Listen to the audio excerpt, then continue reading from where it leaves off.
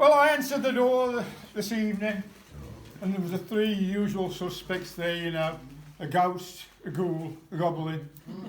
I'm glad to say the one who shouldn't be named, you know, the evil one, he wasn't around. But actually none of these characters are in my story tonight. Now, it's a bit mundane, I suppose, but it is scary. And it's about, I suppose, really, it's about one of those so-called black country delicacies, you know.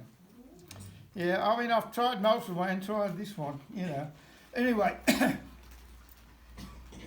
well, it was a dark, windy October night, and Billy Twiggins was running.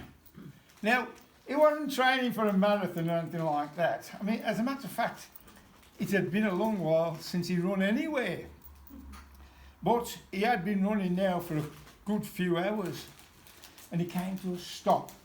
Couldn't carry out on any further, and he's right outside this little black country pub. There ain't many yards from here, in fact. Well, he couldn't go any further, so he very slowly pushed the door open. He looked inside, and there wasn't a soul except for the landlord, who was standing behind the bar, polishing glasses, the way that landlords used to polish glasses, you know. Anyway, he saw Billy. He says, "Come on in, stranger. Sit yourself down by the fire and I'll pour you a pint of ale." Well, he brought the pint over, he put it on the table, and Billy went, "Ugh." And the landlord says, he says, "You know, you look like a bloke who's had a fright." And Billy says, "Oh, I say I have. Tell you what, pull me another pint and I'll tell you all about it." So the landlord come back with his pint, and this time nice and steady, and he carried it. And Billy told his tale. He said, "It all started just before 6 o'clock this evening, when I stepped into the bar of the Green Mon, just opposite Dudley Bottom Church." He says, "And just as I got in there, the barman was pouring the last of 6 pints on the counter. And when the church clock started to strike 6, 6 pints, and the last empty glass hit the bar just on the last stroke of 6. It sounds strange," he said, "but this is something I do every evening at 6 o'clock. I first did it as a bet a couple of years ago, but everybody said it was a fluke and I couldn't do it again. So I proved them wrong." He said, "Well, after a beer, I start to feel a bit peckish." So I said to the barman, he said, "You know, what you got to eat?" He says, "Well, we got your favourite, ship's head broth." He says, "Bring it out." He says, "We've got a big pot full. We ain't sold a bit all day." He says, "Put my money down." He said, "I've got the pot." And then I had the shock of my life, because what I expected to see at the bottom of that pot was a ship's head, or the skull of a ship, with just empty eye sockets. But what I saw was this horrible face with red eyes glaring out at me. And I knew what it was. It was the face of death. So I got out of that place and I started running. And I don't know where I am. I've been running ever since, and I don't know where I am, but I couldn't run any further. And the landlord says, "Well, that's a fine tale you've told me. I'll get you another pint, Billy." And Billy said, "Hang on a minute. You called me Billy.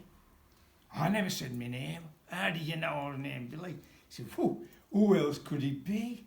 6 pints at 6 o'clock. And an appetite like that for ship's head broth. You've got to be Billy Twiggins." He says, "We know, you might not have been here before, but your fame has spread." He said, "Blimey." Anyway, they had a few drinks, and nice and quiet, and after a bit, the landlord said, well, he says, you know this 6 pints at 6 o'clock? Have you ever thought that it's like, it's a proper job, it's only half a job? Well, Billy knew what he was talking about, you see, because he said, he knew what he was talking about. What he was talking about was 12 pints at 12 o'clock. And Billy had been practising at home with his own brew. You know how you practice with your instruments? Well, he'd been practising with his own brew. And he was going to do it on New Year's Eve. And Billy said, oh, he said, well, you reckon you could do it, Billy? He said, I reckon I could. He says, well, how about I'll supply the beer and we'll have a little bit on the side. And he said, oh, I like a bit. Oh, I said, so he set him up. His time was getting on, then it was coming up to 12 o'clock. He set him up 12 pints across the bar. The clock started to strike, and Billy, well, the first 6 was easy going. He was used to that.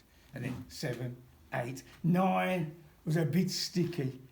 But then he got his second breath, and 10, 11, 12, bosh, and the empty glass hit the bar just as the clocks finished striking.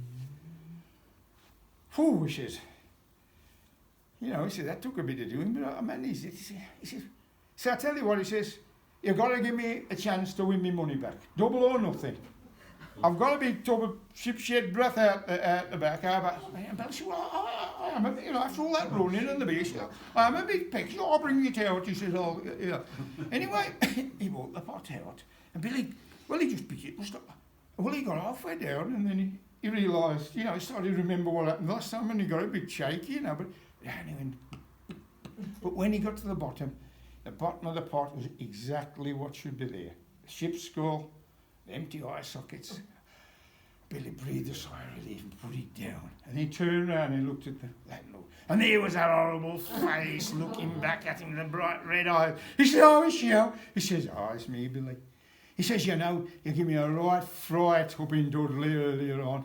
He says, oh, he says, you upset me a bit as well because it's the wrong place and the wrong time. Now's the place and now's the time. And poor old Billy, drunk dead in that bar there. Well, haven't I told you, this pub ain't far away. And it's renowned for its ale. If you want to go up there now and get a pint, you'll find loads of people up at the bar trying to get served. But there's always a space. And if you go and stand in that space to get served, you'll feel a shiver go down your back. And whatever I can advise you to do is, don't ask to look at the menu. Scary.